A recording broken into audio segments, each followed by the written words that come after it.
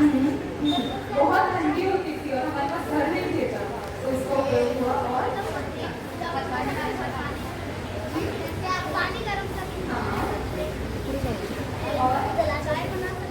वहाँ पे हम जंगल में रहते थे, वहाँ पे जानवर आते थे, शेर आता था, उनको डरा सकते थे, है ना। बाद में हमने उससे भी लोहा पिघला के हथियार बनाए। क्या हथियार बना सकते थे। और तो इसी तरह हमारा जीवन धीरे धीरे सुधारित होता गया ना। पहले आग का शोर बना, फिर हथियार आए, हम शिकार करने लगे, खाना पकाने लगे, है ना। तो इसी तरह होमो सेपियंस डेवलप हुए साइंस की वजह से, और साइंस से भी पहले सवाल पूछ सके, इसलिए हम होमो सेपियंस की तरह डेवलप हुए। तो ऐसे और कौन से खोज थे जो पहले पहले इंसानों को लगे? अब मैंने कोई बताया, और क्या था? देखिए हम ये सब तीसरी कक्षा में सीखते हैं, तो बताइए आप कहाँ कहाँ हमने सवाल पूछे और कहाँ कहाँ हमने कौन सी खोज करी? ओके, और हाँ? जानवर का क्या? जोर से बोलो, जोर से बोलो। ओके, हाँ, हम गाय भैंसों को पालने लगे, उनसे दूध निकालने लगे। पहले ऐसा कभी होता था कोई जानवर दूसरे जानवर को पाल रहा है, अपने स्वार्थ के लिए उसको उपयोग कर रहा है? नहीं। तो ये सब क्यों हुआ? क्योंकि हमने सवाल पूछे और हमने वहाँ पे अपना विकास किया, है ना। तो ओके,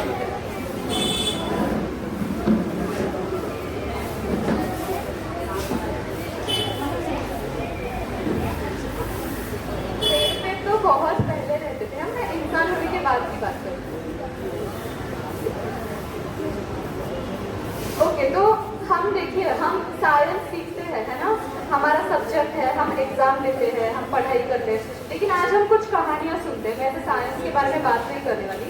तो आपको पता है पहली रेलवे कौन सी ऊर्जा पे चली थी? अभी कौन सी ऊर्जा पे चलती है? बिजली सबसे लेटेस्ट है, सही है। तो पहली वाली कौन सी इस पे चलती है? कोयले से क्या करते थे?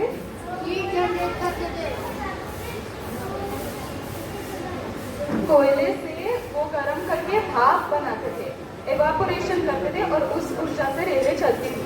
तो आपको पता है इसकी खोज कैसे लगी थी? हाँ, आप सब प्लीज बात करो ना, ऐसे नहीं तो आपको बोर हो जाएगा। हम बातें करते हैं ना, सब आ जाओ, पास में आ जाओ, हम बातें करते हैं। ओके, तो इनको पीछे वालों को बोल रही।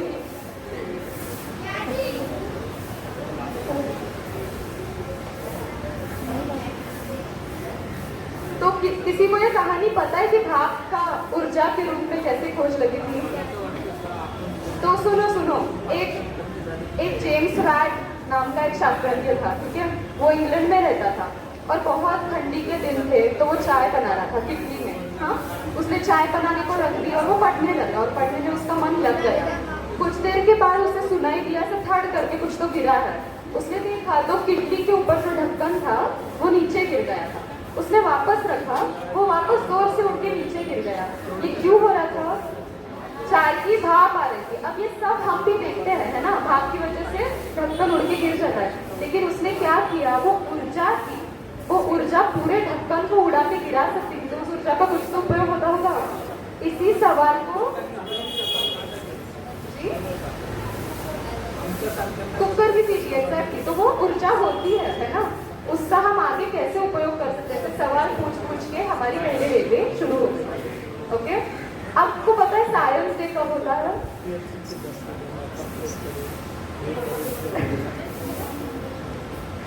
नहीं, कोई बात नहीं, 28 फरवरी को होता है साइंस डे। और वो हम क्यों मनाते हैं पता है? साइंस डे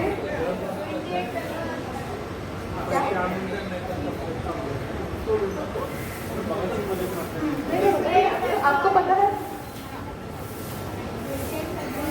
28 फरवरी को करते हैं, लेकिन क्यों? उस दिन क्या हुआ था? ऐसे ही नहीं नहीं। तो आपको कभी सवाल पड़ा है कि आकाश का रंग नीला क्यों होता है? मैक्सिमम डे आकाश का रंग नीला होता है, पानी का रंग नीला होता है, क्यों होता है? क्यों होता है आकाश का रंग नीला? तो एक scattering of light, exactly, yes. तो उसी की वो स्टोरी है। एक सीवी रमन करके शास्त्रज्ञ थे और वो इंग्लैंड जा रहे थे, बोट से, जहाज से वो जा रहे थे और वो अपर डेक पे बैठे थे और वहां से उन्हें पूरा नीला पैसिफिक समंदर देखा, आकाश देखा। तो उनको सवाल पड़ा ये सब नीला क्यों है? पानी का रंग आकाश के रिफ्लेक्शन की वजह से नीला होता होगा, लेकिन आकाश का रंग नीला क्यों है? तो उनके पास प्रिज्म था, उन्होंने प्रिज्म घुमा के देखा तो ऐसे होता है कि उन्हें पूरी एक कलर्स की पट्टी दिखी। तो उन्होंने उसके ऊपर और संशोधन किया, उन्हें सवाल पढ़ते गए कि नीला ही रंग क्यों, और फिर उन्होंने आगे जाके रिसर्च पेपर पब्लिश किया था, scattering of light through different media.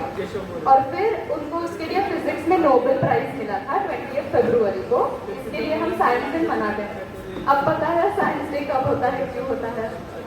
पता चला? आप स्टोरी पता चली उसकी?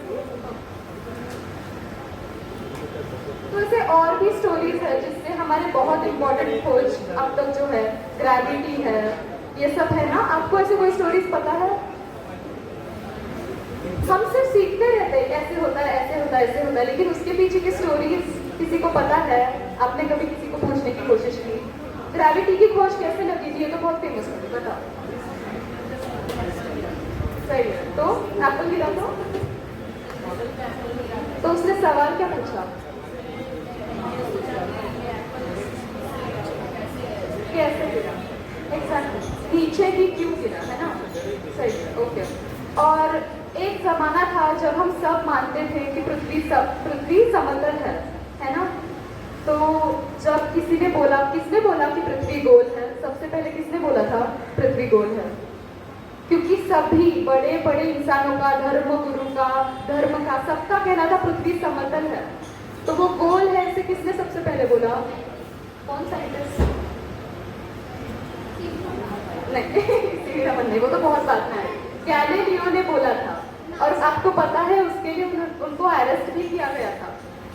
क्रिश्चियन धर्मगुरु थे, उन्होंने गैलीलियो को अरेस्ट कर दिया। वो बोले कि हम जो कहते हैं उसके खिलाफ आप क्यों बोल रहे हो? उन्होंने ऐसे भी कहा कि सारा विश्व पृथ्वी के आसपास नहीं, पृथ्वी सूर्य के आसपास घूमती है। और वो भी उन्हें बिल्कुल पसंद नहीं आया। ऐसे कैसे हो सकता है? सारा विश्व तो हमारे आसपास घूमता है ना, हम सबसे श्रेष्ठ है। तो इसी तरह विज्ञान को बहुत विरोध भी हुआ है, उसके लिए साइंटिस्ट जेल भी गए हैं। बेटा बैठ जाओ ना।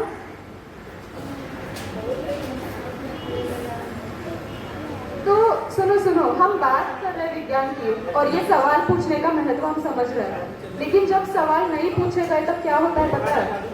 नाना साहब पेशवे को जानते हो आप? तो उनको गंगा पे एक कर्मनाशिनी करके नदी है, तो उसके ऊपर पुल बांधना था, हाँ। और उन्होंने अनुष्ठान किए, ब्राह्मणों को बुलाया, पंडितों को बुलाया, अनुष्ठान किए, और बहुत आशीर्वादों के बाद उन्होंने पुल बांधने को शुरू किया। बोलो, अनुष्ठान मतलब पूजा, यज्ञ, ये सब करते हैं जिससे अच्छे आशीर्वाद मिले और काम में कुछ विघ्न ना आए। तो वो उन्होंने किया था, उन्होंने पुल बांधा। अब ये सारे धर्मगुरु थे, बड़े बड़े लोग थे, लेकिन वो पुल गिर गया। उन्होंने वापस अनुष्ठान किया, वापस पुल गिर गया। क्यों गिरा होगा? अनुष्ठान करने से पुल बनता है कभी? अगर आप स्ट्रक्चर, बैलेंस, आर्किटेक्चर, ये सारी चीजें जो आप सीखते हैं उसका विचार नहीं करोगे तो पुल खड़ा रह पाएगा? नहीं रह पाएगा। तो उन्होंने ईस्ट इंडिया कंपनी से अच्छे इंजीनियर्स को मंगाया, पंप को मंगाया, स्टील रॉड्स को मंगाया, फिर पुल बंधाया और तब वो नहीं गिरा। तो अनुष्ठान से जिंदगी में साइंस आ सकता है, या हमें साइंस की खोज लेनी चाहिए? हमें सवाल पूछने चाहिए ना। जब सवाल पूछे बिना ऐसे होता है तो वो पुल गिर जाता है। सही है, समझ रहे हैं आप? एक और कहानी है, एक गिरसप्पा करके एक झरना है, तो वहाँ पे विश्वेश्वरैया, नाम सुना है? विश्वेश्वरैया एक इंजीनियर थे, बहुत बड़े इंजीनियर थे। तो वो अपने 2 दोस्तों के साथ गए थे और वो झरना गिर रहा था, तो वो देख के उनका एक दोस्त बोला कि क्या परवरदिगार की कमाल है। हम ये से कुछ अद्भुत देख के बोलते हैं ना, कितना चमत्कारी है, कितना सुंदर है, वैसे उसका दोस्त बोला कितना सुंदर है ना? फिर दूसरा दोस्त बोला ये तो शंकर की जटा से बहने वाली गंगा की तरफ है। और फिर विश्वेश्वरैया बोले कि ये कितनी बड़ी ऊर्जा की बर्बादी है, ऐसा हम सोचते रहते पानी को देखिए कि ये ऊर्जा की बर्बादी है, इतना पानी बहे जा रहा है इतने फोर्स के साथ, तो फिर वो तो ऊर्जा है ना। ये उनके दिमाग में आया और उससे क्या पता क्या तय हुआ पता है। तो जो डैम होते हैं, अब जो सारे डैम होते हैं, जो बांध होते हैं ना, उनके ऊपर ब्लॉक सिस्टम होता है, हम पानी को रोक सकते हैं। उसके वो चीफ इंजीनियर थे, उन्होंने वो इन्वेंट किया। तो ऐसे सवाल पूछना जरूरी है। अब मैं आपको सवाल पूछती हूँ। तो चेन्नई में एक पिल्लरी नाम का एक इंसान था, हाँ, उसने क्या दावा किया कि वो पानी में रॉड घुमा के डीजल बना सकता है, और वो सच में करता भी था। वो पानी में रॉड घुमाता था और उससे डीजल तैयार होता था। तो ये कैसे पॉसिबल है? ये चमत्कार हो सकता है? तो ये क्या है, आपको क्या लगता है? पानी से डीजल तैयार होना साइंटिफिकली तो पॉसिबल नहीं है, तो वो कैसे करता होगा? देखिए, पानी होता था, उसमें वो रॉड घुमाता था और डीजल तैयार हो जाता था कुछ समय के बाद। कैसे? तो डीजल कैसे तैयार होगा? देखिए, ये लोग जो चमत्कार के दावे करते हैं वो झूठ ही बोलते हैं। तो आप सोचिए कि उसने क्या किया होगा जिससे डीजल तैयार हो गया होगा। नहीं, उस रॉड के बारे में सोचिए कैसे। आप देखो, अगर आपको पानी में मैंने डीजल तैयार करने को बोला और वो पॉसिबल तो नहीं है, आप रॉड में डीजल भर के लाओगे ना और धीरे धीरे छोड़ोगे और बोलोगे मैंने तैयार किया। उसने वही किया था, और फिर बाद में आईआईटी के सारे साइंटिस्ट ने उसे देखा तो रॉड में छेद था, उससे वो डीजल निकलता था और पानी से डीजल तैयार होता था। तो ऐसे बहुत सारे दावे आज भी आते हैं, मैं ये कर सकता हूँ, मैं वो कर सकता हूँ, लेकिन हम साइंस के स्टूडेंट्स हैं, हमें सवाल पूछने चाहिए कोई भी चीज़ मानने के पहले, ठीक है? तो ये छद्म विज्ञान का एग्जाम्पल था। ऐसे बहुत सारे दावे होते रहते हैं और हमें उस पर विश्वास नहीं रखना चाहिए। तो ये कहानियों से आपको वैज्ञानिक दृष्टिकोण की क्या व्याख्या समझ में आती है? विज्ञान हम सीखते हैं, लेकिन वो हमारी लाइफस्टाइल कैसे हो सकती है?